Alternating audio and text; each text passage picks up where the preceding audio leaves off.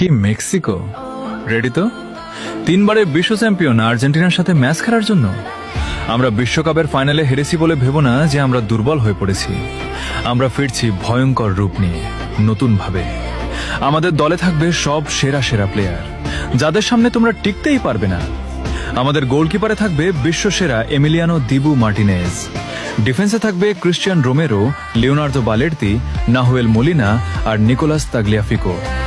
মিডফিল্ডে থাকবে Enzo Fernandez, Alexis MacAllister, Rodrigo de Paul ও নতুন তারকা নিকো পাস।